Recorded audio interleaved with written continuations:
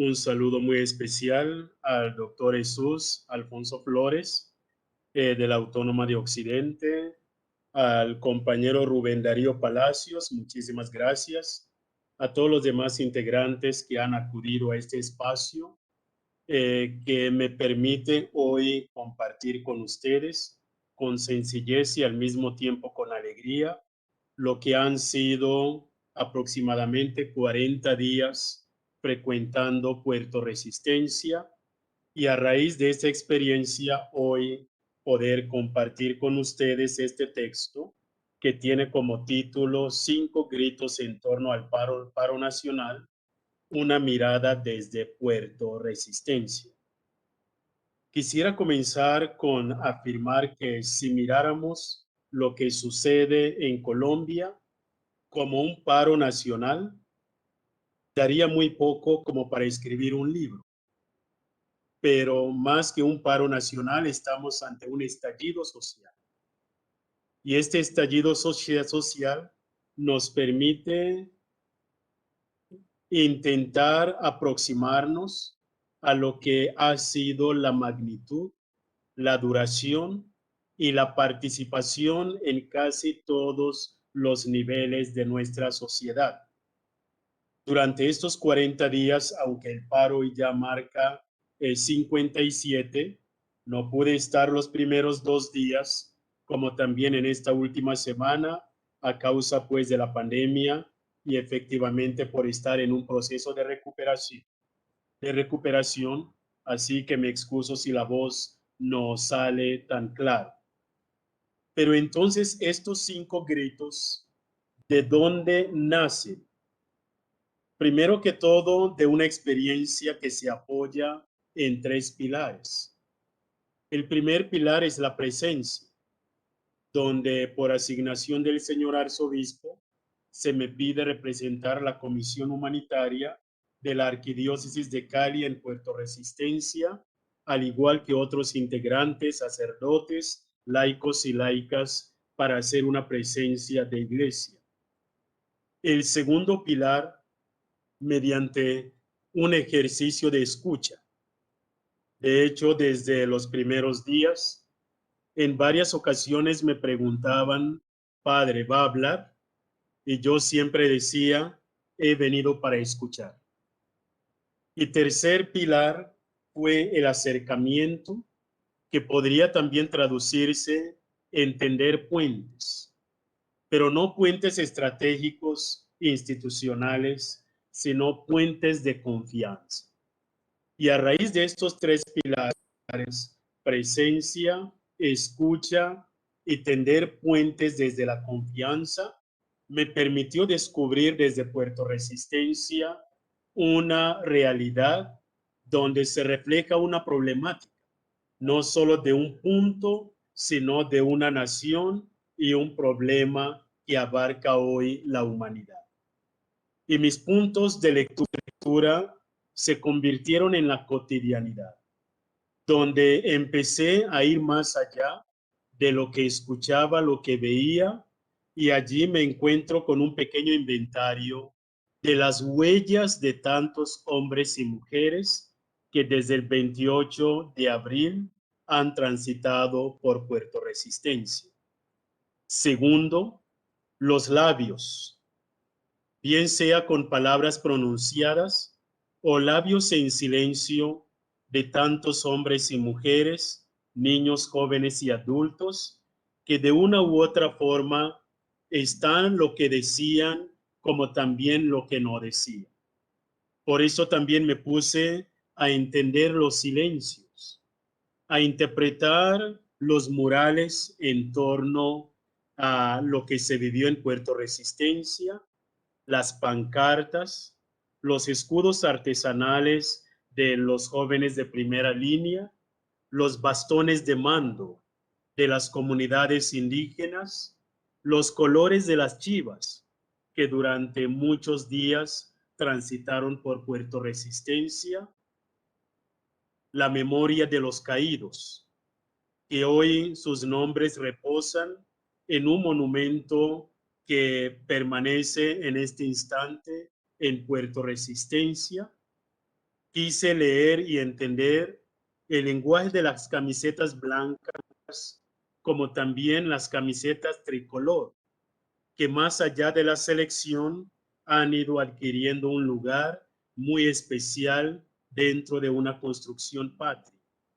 También las lágrimas, los ojos hinchados de los muchachos por los efectos de gases lacrimógenos, los titulares de las noticias, las redes sociales, los en vivos que cada noche era imposible coger celular y no encontrar una realidad relacionada con el paro nacional.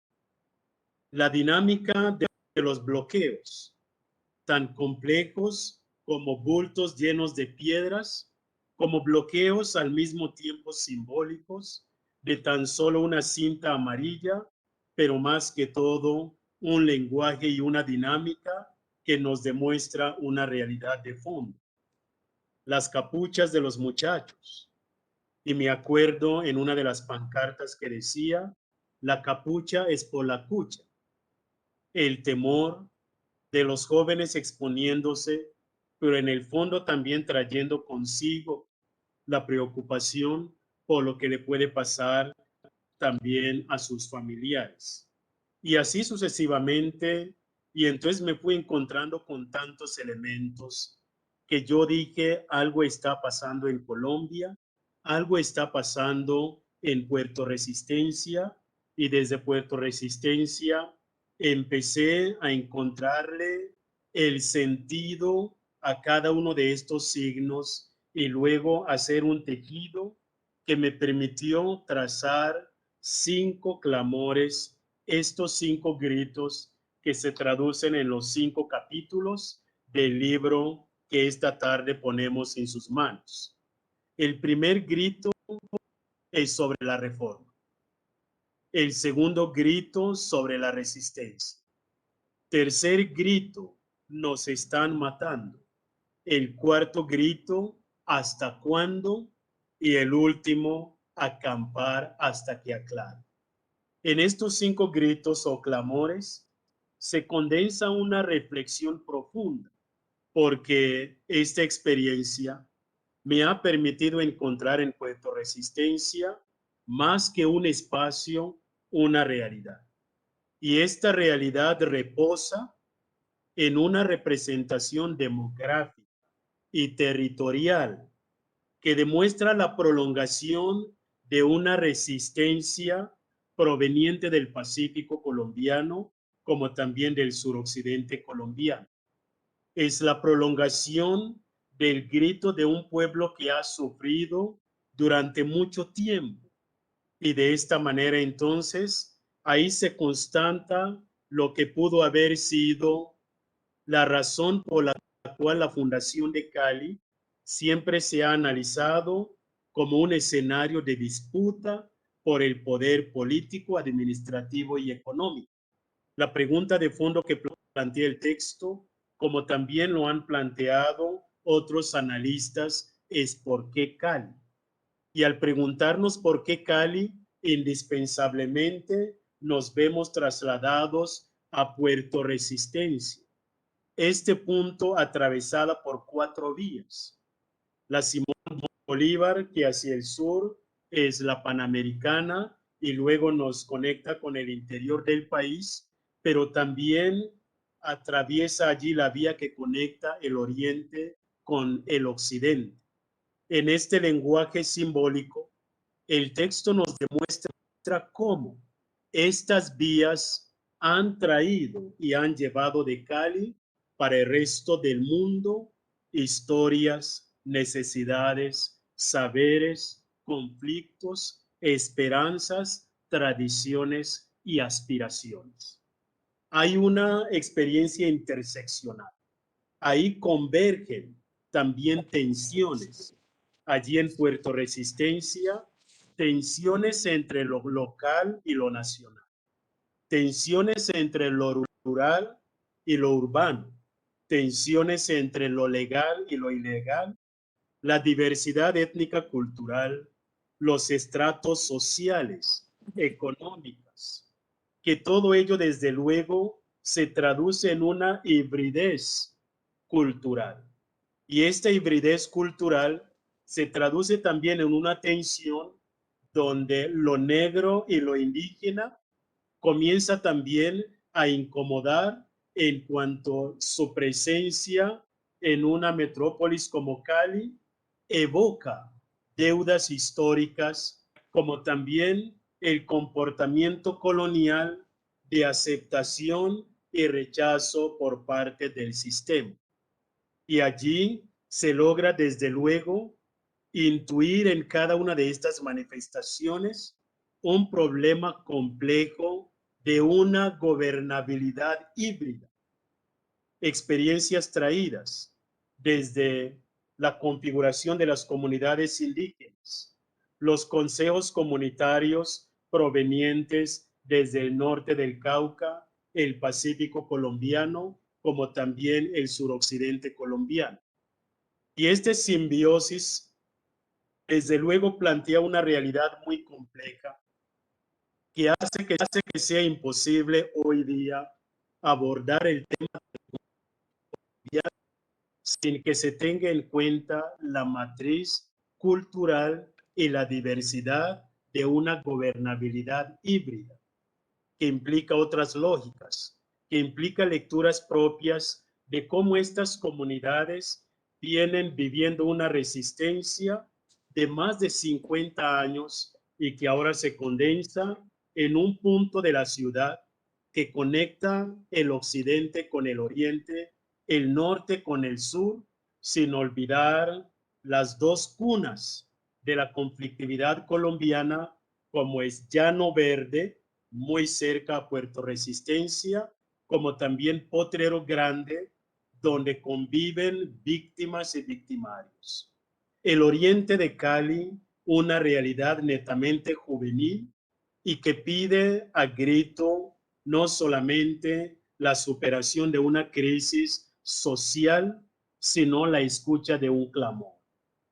Este análisis entonces que encontraremos en este texto pone en evidencia que no estamos solo en una ciudad, sino en una ciudad-región, una ciudad-región herida, estigmatizada y polarizada. Y de esta manera hay conflicto de intereses, de necesidades y también de valores.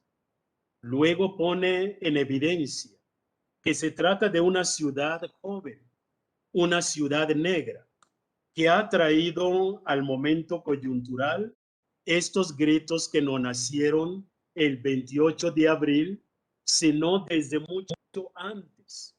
La presencia nutrida de estos manifestantes, la mayoría de ellos afrodescendientes, nos lleva, como lo analiza el texto, a mirar que los mismos clamores que hoy se ponen sobre la mesa vienen desde el año Esa crema. 1967, cuando se ¿Eso vivió qué quiere decir que no la el volvieron a primer traer? paro cívico desde el Chocó y el segundo paro cívico en el 87, allí mismo en el Chocó, en el año 2000, el año 2004, y luego coincide con último paro cívico en el Chocó en el 2017, que encontró resonancia también con aquel paro cívico de Buenaventura, que tuvo una duración de 22 días. Y entonces lo que estamos viviendo y como se capta bien en el texto, nos demuestra una población que no solo ha migrado en términos demográficos, sino que la problemática que se ha querido invisibilizar durante mucho tiempo ahora se hace latente y seguirá siendo latente mientras que Colombia vaya despertándose en su dimensión pluricultural y multiétnica, como lo acabó de manifestar el decano, pues, como consecuencia de lo que se tuvo que reconocer con la Constitución del 91. Esta ciudad-región, que en síntesis nos demuestra que ha optado por la tolerancia como una virtud política y de hecho si uno se pone a mirar la duración, la intensidad y la magnitud de lo que estamos viviendo, no solo aquí en Cali, sino en buena parte de Colombia, se nota efectivamente que estamos ante un posicionamiento de la tolerancia y la resiliencia como una virtud política que da pie para que podamos aproximarnos a los diálogos. El tercer elemento que va a arrojar el texto es que este problema no es solo de Cali, este problema no es solo de Colombia, estamos ante un problema global. Y este problema global nos anuncia el agotamiento de un modelo económico. Estamos ante un sistema ya agotado y este sistema ha querido resistir a la crisis económica que ya casi va a cumplir una década, ha querido resistir lo que ha sido la pandemia y por este motivo lo que se pretendía hacer una reforma tributaria, lo único que ha demostrado es que, tal como lo dice Mateo 9, capítulo 17, para vino nuevo se requiere odres nuevos. Una reforma es evidente, es necesaria, pero esta reforma no puede ser sobre el modelo antiguo. Y esta es la revancha que se ha hecho sentir de tal manera que, aunque la sociedad es consciente de que necesitamos volvernos a recuperar económicamente, el modelo ya no resiste. Y en cuanto no resiste, la crisis económica, así también como la pandemia, lo que ha hecho es marcar más la distancia, la brecha entre los empobrecidos y la élite, aquellos que tienen mejores condiciones económicas. Al mismo tiempo, la brecha entre los gobernadores y los gobernados. Y como consecuencia, la dificultad para alcanzar un diálogo. Y hoy día, ante el clamor de que el diálogo sea el camino, parece ser la tarea más difícil, no solo aquí en Colombia, sino también lo hemos visto en Chile, lo hemos visto en Perú, lo hemos visto en Venezuela, y estamos ante una sociedad donde aparentemente la respuesta inmediata y alterna a lo que debería ser el diálogo es la represión. Pero las manifestaciones, el contenido de lo que está gestándose es el surgimiento de una nueva izquierda, no una izquierda política, sino una nueva izquierda que quiere tomar distancia de este sistema que parece quedándose carente de alternativas, especialmente para la juventud. Pero ¿cuál es el problema de fondo? El texto nos conduce a lo siguiente, y allí quisiera citar a Boaventura Sousa, un analista que desde la sociología nos advierte sobre 4 elementos cruciales. El problema de fondo que está afectando no solo Puerto Resistencia, no solo Colombia, sino todo el continente y ante el sistema que acabamos de denunciar, que es el sistema capitalista neoliberal. 1, hay una negación del agotamiento del sistema. Se quiere negar a toda costa que el capitalismo está llegando al punto límite. Segundo, se quiere todavía negar la gravedad de la pandemia. Se quiere pasar por encima de la pandemia. Y ahora en estos días, pues, viviendo en carne propia, lo que significa cargar con el virus en el cuerpo, el agite o la falta de respiración simboliza un país que en este momento se asfixia. Y así como vimos en Estados Unidos, cuando George Floyd decía no puedo respirar, hoy la sociedad en el continente siente que está quedando sin aire y se quiere negar la gravedad de esta pandemia. ¿Y por qué se quiere negar? Tal vez hemos pensado que la víctima es la persona, pero no, la víctima es la economía. Y ello nos conduce al tercer punto donde se agudiza el problema, que es la política de poner la economía por encima de la vida humana. Y este elemento también lo vamos a encontrar en el texto como una de las advertencias para entender la magnitud de lo que estamos viviendo, no solo aquí en Colombia, sino a nivel de América Latina. Y por último, la obsesión ideológico-política de volver a la normalidad. Estamos afanados por volver a la normalidad, pero olvidándonos que la normalidad para la mayoría de la población en Cali, en Colombia, en el continente, son las muertes diarias, el desempleo, las enfermedades, los conflictos y todos los demás elementos que subyacen en lo que leemos en las pancartas, en los memes, en los grafitis de los manifestantes, en los muros de Facebook y los demás espacios que vamos encontrando en este contexto del paro nacional. Y la pregunta última es ¿hasta cuándo? Y allí me apoyo el texto en las reflexiones de su santidad el Papa Francisco. Él después de la pandemia nos invita a que soñemos juntos. Y para poder responder a esta pregunta, ¿hasta cuándo?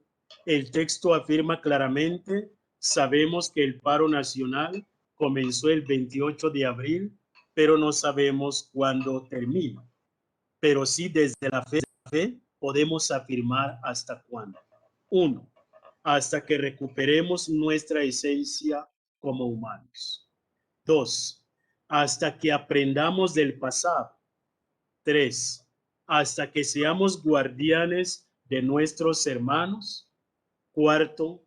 Hasta que aprendamos a ser con el otro como gesto de humanidad.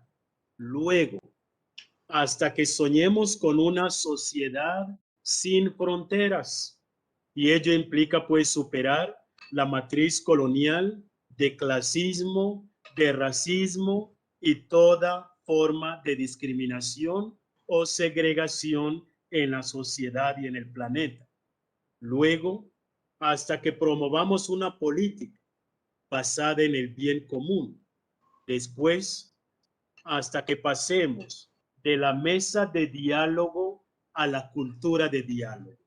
Y yo creo que allí radica la sabiduría de que en estos tiempos donde pareciera haberse fracasado los intentos de diálogo, qué bueno este paso de una mesa de diálogo a la cultura de diálogo, y esto implica descubrir las mesas ocultas y descubrir los micrófonos ocultos para así volver a escuchar, volver a estar y tender puentes de confianza. Luego, hasta que asumamos el pasado para librar el futuro. Si no asumimos este pasado, que está escrito en tantos otros intentos, recordemos los acuerdos de paz, le recordemos los 7 puntos de la consulta anticorrupción, hasta que no aprendamos de tantas luchas desde la colonia, no va a ser posible librar el futuro.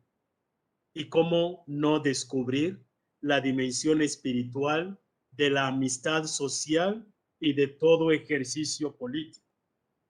Estas son las apuestas que el texto coloca sobre la mesa para que podamos descubrir que la preocupación nuestra en este momento no puede limitarse al levantamiento solo de los bloqueos o al fin de las manifestaciones, sino en un despertar de toda una sociedad. Y agradecemos a la juventud porque vienen siendo este rostro visible de una sociedad que está llamada a escuchar y a caminar hacia la transformación. Naturalmente, el texto no tiene conclusiones, porque estamos en pleno ejercicio, pero llenos de esperanza hacia un futuro que sea para el bien de todos y de todas. Agradecer a cada uno de ustedes el apoyo incondicional, los muchachos, los niños jóvenes, el equipo de trabajo de Puerto Resistencia y todos aquellos que han vivido el flagelo, y ojalá que estos 5 gritos sobre la reforma, la resistencia, nos están matando, hasta cuándo, y acampar hasta que aclare, sea una manera de que sigamos sumando a la reflexión, al diálogo y a la transformación de esta sociedad. No quisiera terminar sin agradecer, doctor Jesús Flores, de manera especial por haberme animado a llevar a cabo esta obra. Segundo, también por el apoyo del Centro de Estudios Étnicos, el Instituto de la Consolata para las Misiones, la queridísima amiga Luz Marina, que desde Quindío también ha querido contribuir para la publicación de este libro, a la Arquidiócesis de Cali, a la Pastoral Afro, a la Universidad Autónoma de Occidente y la San Buenaventura, quienes en términos académicos me están formando, y todas las demás instituciones que aparecen en esta pieza de promoción. Un abrazo muy grande. Muchísimas gracias.